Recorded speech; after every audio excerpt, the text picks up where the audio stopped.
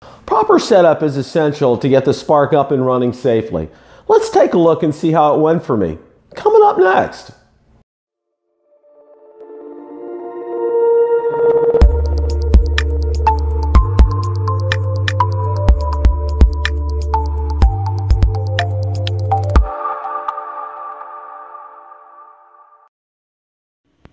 The first part of setting up the Spark, we have to charge the remote controller and the batteries, and you can see the batteries are charged and the remote controller just finished charging. Okay, the Spark has the ability to charge with the battery directly in it. As you can see right here, there's a cable. It's attached to the power brick right here, and it's attached in the back of the Spark. There's a little flap right here, and right next to the cable over here, I'll see if I can try to get that on camera, is where the SD card goes. But this is an alternate way of being able to charge the Spark. Okay, I'm going to show you where the SD card goes. We have the flap in back here that has Spark on it, and right next to where there's the port for you can plug in the charging brick to charge the battery directly in the Spark, or if you're doing firmware updates, you can hook that up to your PC. Here is the SD card, and we're going to get it in here.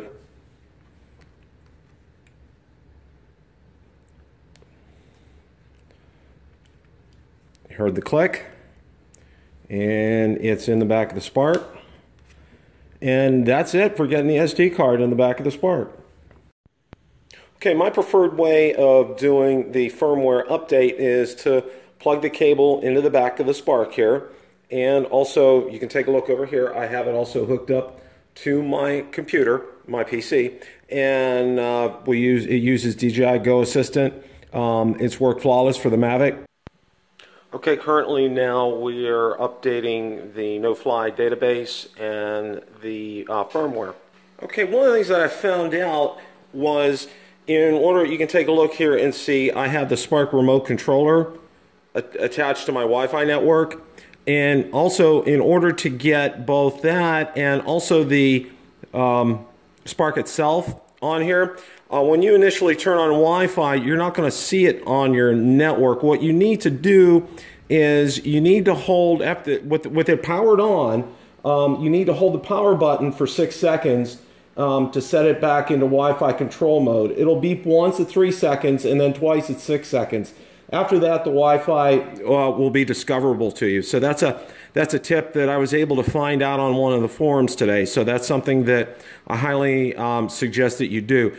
Okay, earlier I had discussed about how we hooked up the tablet, in this case an iPad Mini 4, with the Spark controller via Wi-Fi. And I'm going to show you the preferred method. It's one that will also increase your range. It's using an OTG cable, and here is an OTG cable. I purchased this off of Amazon, and I will include a description in the link. I'm going to go ahead and get this set up and show you what needs to be done. First of all, you get the Spark controller. You plug this end into the Spark controller. Then you get your iPad mini cable, your lightning cable. I'll go ahead, get that hooked in here, and then I'm going to go ahead and get this hooked up with the iPad mini. And for demonstration purposes, I also have this on a Mav mount, but I'm going to go ahead and leave it over here so you can see how this gets hooked up. Now you can see everything's hooked up right here. We're going to go ahead and power on the Spark. Okay, the Spark is powered on. Now we're going to go ahead and power on the Spark's remote controller.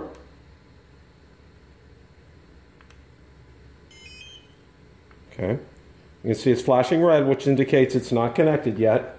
I'm going to open up the DJI Go 4 app here.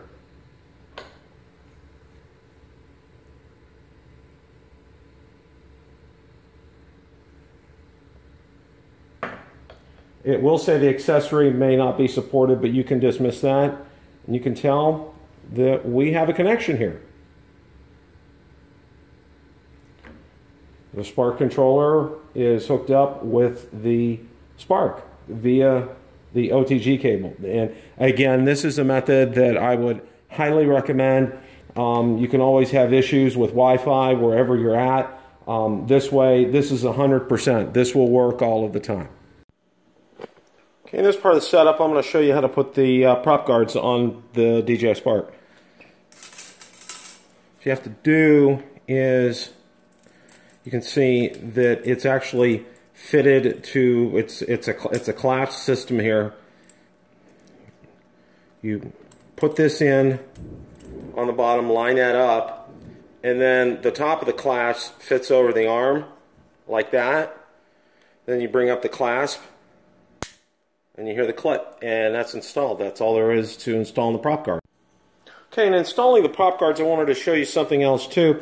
We have, as you can tell, there's the white code on the propeller itself. There are also, the prop guards are color coded as well too. So you see the white here and the white prop guard. These fit on where the white propellers are, and the other ones that are black that don't have the color right here, they fit on those. So I wanted to make sure that when you put these on, you put them on correctly. Some tips that I can pass on to you. Scanning the QR code does not work on the Spark, the box it came in, or the remotes. Follow the non-QR code directions on the tutorial from DJI. I'll provide a link in the description. If you purchased DJI Care at the time you ordered the Spark from DJI, it's already been activated. Again, I'll provide a link in the description. There's a tip in the video that I show you how to get the Spark and Spark remote control visible in the Wi-Fi list on your device.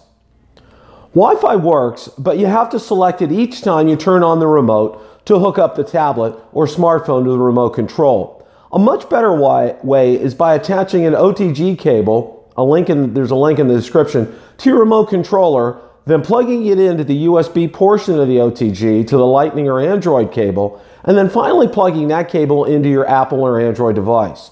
No worries about losing connection this way. If this is your first drone, I highly recommend using beginner mode. This limits distance, height, and speed, among other things. That's it for DJI Spark setup and tips. If you enjoyed the content in this video, please like, subscribe, and tell others about my channel.